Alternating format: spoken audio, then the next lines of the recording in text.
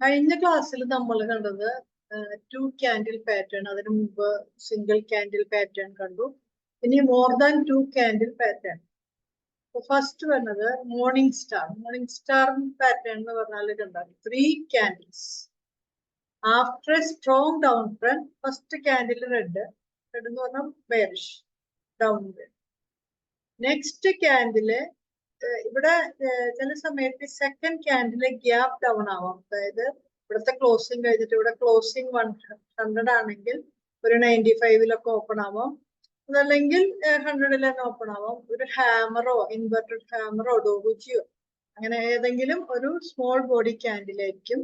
പിന്നെ third day green candle inside the first ക്യാൻഡിലിന്റെ ബോഡിയിലായിരിക്കും. ഇവിടെ ഇതിന്റെ നമ്മൾ 100 ആണെങ്കിൽ ക്ലോസിംഗ് പ്രൈസ് 100 ആണെങ്കിൽ എബവ് 100, 110 ആണെങ്കിൽ 105, അങ്ങനെ എനി റേഞ്ച് എബവ് 100 ആയിരിക്കും. ഇതാണ് മോർണിംഗ് സ്റ്റാർ പാറ്റേൺ. ഇതുപോലെ തന്നെയാണ് evening star pattern. Evening star pattern എന്ന് പറഞ്ഞാൽ ആഫ്റ്റർ സ്ട്രോങ് അപ് ട്രെൻഡ്, ഒരു ഫസ്റ്റ് ക്യാൻഡിൽ ഗ്രീൻ ക്യാൻഡിൽ, അത് ലോങ് ആവാം, നോർമൽ ബോഡി ക്യാൻഡിൽ ആവാം. സെക്കൻഡ് ഡേ ഒരു ഗ്യാപ്പ് അപ്പ് ആവാം, അല്ലെങ്കിൽ വിത്തൗട്ട് ഗ്യാപ്പ് ഒരു hammer or inverted hammer doji any small body candle ആയിരിക്കും. Third day closing inside the body of the first. ഇവിടെ 150, ഇവിടെ 120 to 150 ആണെങ്കിൽ ഇത് മിനിമം ഇത് ഒരു 140 145 എത്ര വേണമെങ്കിലും ആവാം, ബിലോ 150 ആയിട്ട്. ഈ പോയിന്റ് 150 ആണെങ്കിൽ, അതായത് ഫസ്റ്റ് ക്യാൻഡിലിന്റെ ക്ലോസിംഗ് പ്രൈസ് 150 ആണെങ്കിൽ തേർഡ് ക്യാൻഡിലിന്റെ ക്ലോസിംഗ് എന്ന് പറയുമ്പോൾ ഈ പോയിന്റ് ബിലോ 150 ആയിരിക്കും. ഇതാണ് കണ്ടീഷൻ. അപ്പൊ നമുക്ക് ഇതിന്റെ എക്സാമ്പിൾസ് ഒന്ന് നോക്കാം. ഇത് നിഫ്റ്റിയുടെ ചാർട്ട് തന്നെയാണ്. ഇത് കണ്ടോ, ഒരു സ്ട്രോങ് ഡൗൺ ട്രെൻഡിന് ശേഷം ഒരു റെഡ് ക്യാൻഡിൽ, പിന്നെ ഹാമർ, പിന്നെ next day open near first days opening inside the body of the third candle inside the body of the first. Morning star അത് 600 പോയിന്റ്സ് കറക്ഷൻ. ഈ കറക്ഷൻ 600 പോയിന്റ്സ് ആയിരുന്നു നിഫ്റ്റിയില് 600 points എന്ന് പറയുമ്പോൾ അതൊരു നല്ലൊരു കറക്ഷൻ. അപ്പൊ ആ സമയത്ത് നിഫ്റ്റി ഒരു 8600 ഉണ്ടായിരുന്നു. അപ്പോ നല്ലൊരു കറക്ഷൻ ആണ്. ഇൻഡെക്സിൽ 600 പോയിന്റ്സ് എന്നൊക്കെ പറയുമ്പോൾ നല്ല കറക്ഷൻ. അതേസമയം അപ്പൊ അതിനുശേഷം നെക്സ്റ്റ് ഡേ എന്ത് സംഭവിച്ചു? ഇവിടെ നിന്ന് up. Morning star pattern is very stronger ആണ്. അപ്പോ ഇത് കഴിഞ്ഞിട്ട് അനദർ നമ്മൾ വേറെ ഉപയോഗിക്കുന്ന ഇൻഡിക്കേറ്റേഴ്സ്, അതുപോലത്തെ വേറെ കാര്യങ്ങളും കൂടി ഇതിനെ സപ്പോർട്ട് ചെയ്തിട്ട് നമ്മൾ ചെക്ക് ചെയ്യണം. ഇതില് ഇവിടെ നിന്ന് തുടങ്ങി അപ്പ് മൂവ് ആണ്. അപ്പ് മൂവിന് ശേഷം ഇത് ഇവിടെ ഒരു നമ്മളിപ്പോ ഇവിടെ പൊസിഷൻ എടുക്കുകയാണെങ്കിൽ ഇവിടെ വരെ പോയി തിരിച്ചിവിടെ വന്നെങ്കിലും ഈ ലോ പോയിന്റ് ഓഫ് ദ ഈ 3 ക്യാൻഡിൽസ്, അതായത് ഈ 3 ക്യാൻഡിൽസിന്റെ ലോവസ്റ്റ് പോയിന്റ് ബ്രേക്ക് ചെയ്തിട്ടില്ല. അതായത് സ്റ്റോപ്പ് ലോസ് ട്രിഗർ ചെയ്തിട്ടില്ല. അപ്പൊ ഏത് ക്യാൻഡിസ്റ്റിക് പാറ്റേണിന്റെയും സ്റ്റോപ്പ് ലോസ് എന്ന് പറയുന്നത് ഇപ്പൊ 1 ഡേ ക്യാൻഡിൽ ആയാലും 2 ക്യാൻഡിൽ പാറ്റേൺ ആയാലും ആ 2 ക്യാൻഡിലിന്റെ ലോവസ്റ്റ് പോയിന്റിനേക്കാളും കുറച്ചും കൂടി താഴെ 1 or 2% താഴെ വെച്ചിട്ട് ചെയ്യും. അപ്പൊ നമുക്ക് അത് ഹോൾഡ് ചെയ്യാം. as long as above stop loss ആണെങ്കിൽ നമുക്ക് ഇത് ചെയ്യണം. ഇവിടെ ഉണ്ടോ എൻഗൾഫിംഗ് ബാങ്ക്. ഇതുപോലെ തന്നെ ഈവനിങ് സ്റ്റാർ എന്ന് പറയുന്നത് ഒരു സ്ട്രോങ് ഗ്രീൻ ക്യാൻഡില്. ഇവിടെയൊക്കെ കണ്ടിന്യൂസ് അപ്സൈഡ് ആയി നോക്കി. അതിനുശേഷം ഇവിടെ ഒരു ഡോജി പോലെ ക്യാൻഡിൽ വന്നിട്ട് third candle inside the body of the first 14% correct. അപ്പൊ ഈ ഒരു ഈവനിങ് സ്റ്റാർ അല്ലെങ്കിൽ മോർണിംഗ് സ്റ്റാർ ഒക്കെ end of that up move അല്ലെങ്കിൽ ഡൗൺ മൂവ് ആയിരിക്കും. ഈവനിങ് സ്റ്റാർ എന്ന് പറയുമ്പോൾ എൻഡ് ഓഫ് ദ അപ്പോഴുള്ള മൂവ്മെന്റിന്റെ അപ്പ് മൂവിന്റെ എൻഡ് ആവാൻ കൂടുതൽ ചാൻസ് ആണ്. എപ്പോഴും നമുക്ക് കിട്ടില്ല, കാരണം ഇത് 3 ക്യാൻഡിൽ പാറ്റേൺ വേണം.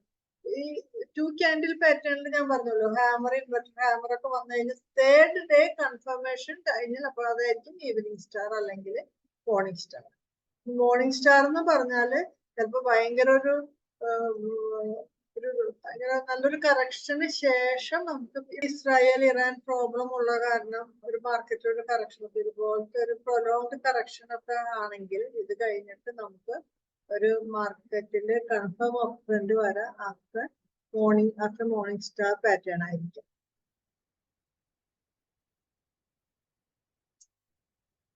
ഇതുപോലെ തന്നെ ഒരുപാട് ഇതാണ് മെയിൻ പാറ്റേണുകൾ ഈ പറഞ്ഞതൊക്കെയാണ്. അബാൻഡൻഡ് ബേബി എന്ന് പറയുന്നത് ഒരു മോർണിംഗ് സ്റ്റാറിന്റെ തന്നെ വേറൊരു വെർഷൻ. അതായത് ഇവിടെ ഗ്യാപ്പ് ഉണ്ട്. 3 candle പാറ്റേൺ ഉള്ളു. First candle, second candle, third candle. അപ്പൊ a gap between first candle and second candle and second candle and third candle. അപ്പൊ ഗ്യാപ്പ് എപ്പോഴും കമ്പൽസറി അല്ല. ഒരു മോർണിംഗ് സ്റ്റാറിന് ഈ ഗ്യാപ്പ്, അതായത് gap between body of first and second, അതുപോലെ body of second and third. അപ്പൊ ഈ ഗ്യാപ്പ് ഉണ്ടാവുമ്പോഴാണ് നമ്മൾ ഇതിനെ അബാൻഡൻഡ് ബേബി എന്നുള്ള ക്യാൻഡിൽ. അപ്പം അതിന്റെ ഒരു വേറൊരു ഫോർമാറ്റ് ആണ്. അതുപോലെ തന്നെ 3 അഡ്വാൻസിങ് വൈറ്റ് ക്യാൻഡിൽ എന്ന് പറയുമ്പോൾ കണ്ടിന്യൂസ് ആയിട്ട് കണ്ട ഒരേ ടൈപ്പ്, ഒരേ ഷേപ്പിലുള്ള ക്യാൻഡിൽസ്. 3 വൈറ്റ് സോൾജിയേഴ്സ് ഒക്കെ ഇതൊക്കെ ഒരു സ്ട്രോങ് അപ്പ് ട്രെൻഡിനുള്ള ക്യാൻഡിലാണ്. അപ്പൊ കിക്കിംഗ് എന്ന് പറഞ്ഞാല് ഇത് ഇവിടെ ക്ലോസിങ് നെക്സ്റ്റ് ഡേ ഇതിന്റെ ഈ ക്യാൻഡിലിന്റെ ഓപ്പണിങ്ങിനേക്കാൾ ഇവിടെ അല്ലേ ഓപ്പണിംഗ് ക്ലോസ്, ഫസ്റ്റ് ക്യാൻഡിലിന്റെ ഓപ്പണിങ്ങിനേക്കാളും മുകളിൽ. എവിടെയൊക്കെ കണ്ടോ ഈ 3 ക്യാൻഡിലിനെ കവർ ചെയ്തിട്ടാണ് ഈ ക്യാൻഡിൽ. അപ്പൊ ഒരു സ്ട്രോങ് മൂവാണ്. അപ്പൊ നമ്മൾ മാർക്കറ്റ് വളരെ ഡൗൺ സൈഡ് ആയാലും 1 ഡേ മതി ആ ഫോളൊക്കെ കവർ ചെയ്യും, എപ്പോഴും അല്ല. ഇതൊക്കെയാണ്, ഇങ്ങനത്തെ കുറെ പാറ്റേൺസ് ഉണ്ട്. അപ്പൊ നിങ്ങൾക്ക് നെക്സ്റ്റ് അടിച്ചു കഴിഞ്ഞാൽ ഇത് കാണാൻ പറ്റും.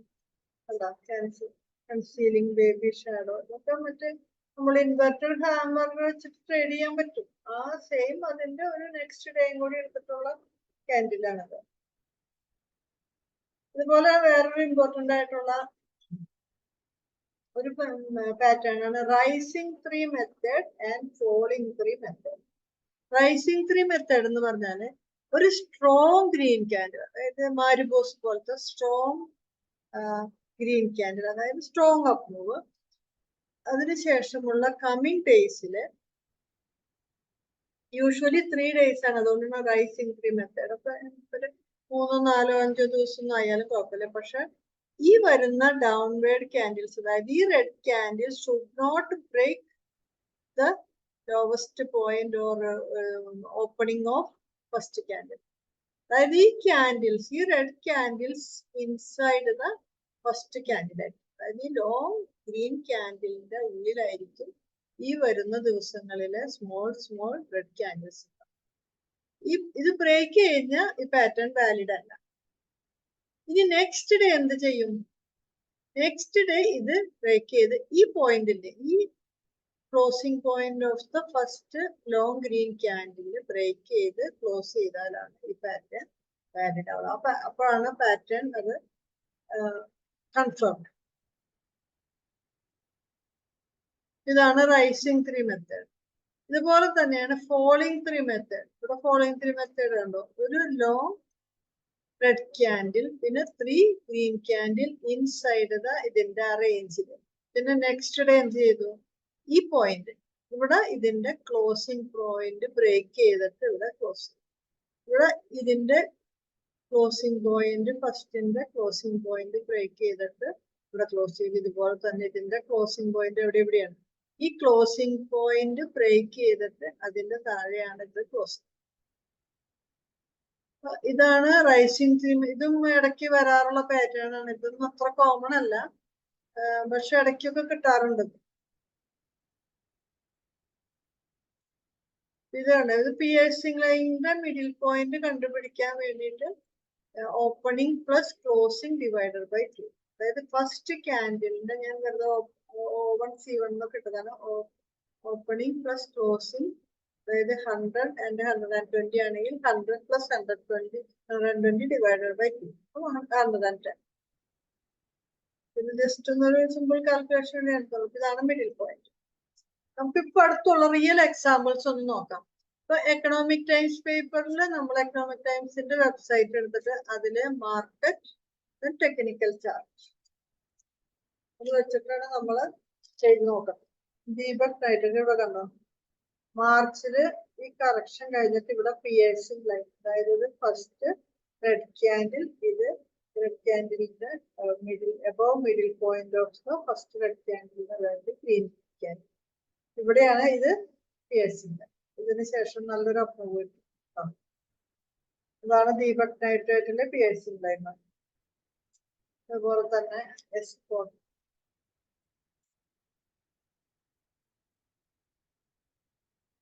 ഇതൊക്കെ വേണ്ട, ഇവിടെയൊക്കെയുണ്ട് പാറ്റേൺ തരാം.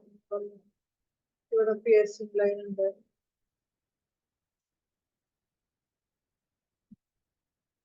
പിയേഴ്സിംഗ് ലൈൻ അങ്ങനെ പാറ്റേൺസ്.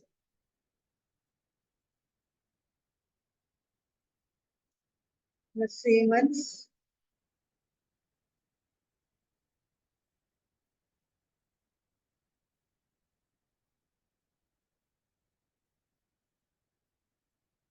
Siemens കണ്ടോ, ഇവിടെ ഇൻവെർട്ടർ ഹാമർ പാറ്റേൺ കണ്ടോ,